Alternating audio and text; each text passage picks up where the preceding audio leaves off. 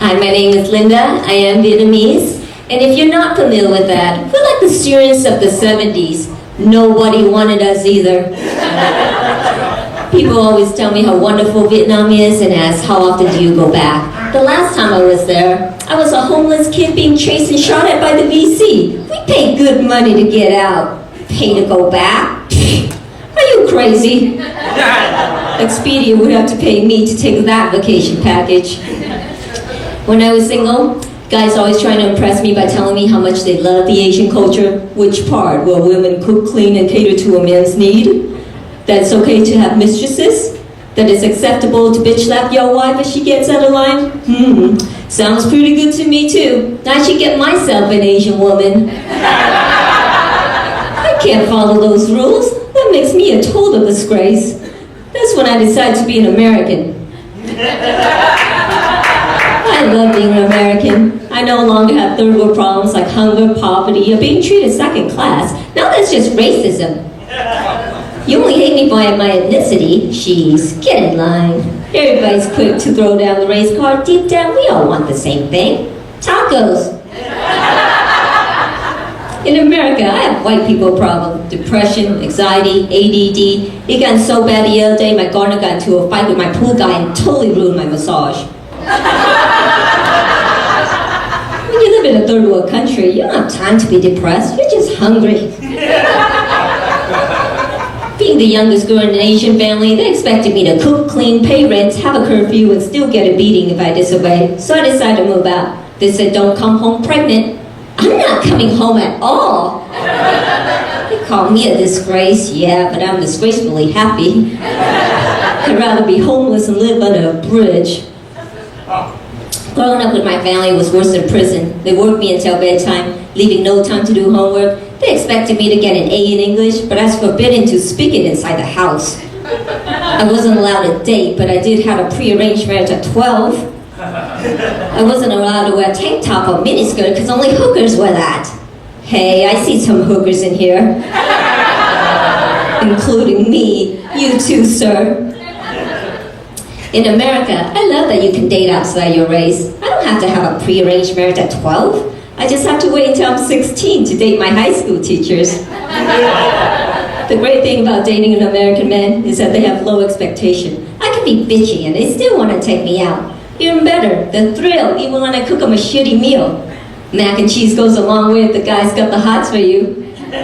Don't you see the trend, all these white guys with Asian women? It's not yellow fever, it's white fever. Trust me, we're getting more out of it than you are.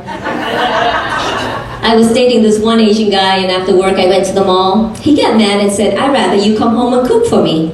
I'd rather you move out, get a job, go fuck yourself. He still doesn't have a job. I love martial arts. I can defend myself, I feel safe, and I can make a man submit. I don't need martial arts skills for that. That's just being a woman. I never had male haters until I started learning self-defense. There's always some Bruce Lee wannabe that wants to challenge me. Really? It's a no-win situation. I'm 4'11" and 86 pounds. Even if you win, you lose. Oh, you beat up the body equivalent of a 12-year-old. And if I win, you're just a pussy. I hate insecure women. They always think I'm after them, man. I had a friend that went crazy on me just because her boyfriend added me on Facebook. She insinuated I was going to hook up with him, have a threesome, and fight over him. Like I want someone's leftover. If I wanted garbage, I go to the dumpster. I'm married. I don't have time for a twosome. I don't even have time for a onesome. When I was younger, I hardly had any toys growing up. I had one dirty used doll from the SWAT meet with 3 strands of hair. It's a chemo Barbie. My family gave me a couple rubber bands and they said, if you collected enough and tied them together, you can make yourself a jump rope. I'm almost there. I love going out to eat. People who never had Asian food are always afraid I'm gonna take them to eat something weird like tarantula, duck blood, or pig intestine. I would never do that. That stuff is expensive. My family only made that on special occasions, like when we run out of real food. I'm I'm taking you to McDonald's of Asian food, Panda Express.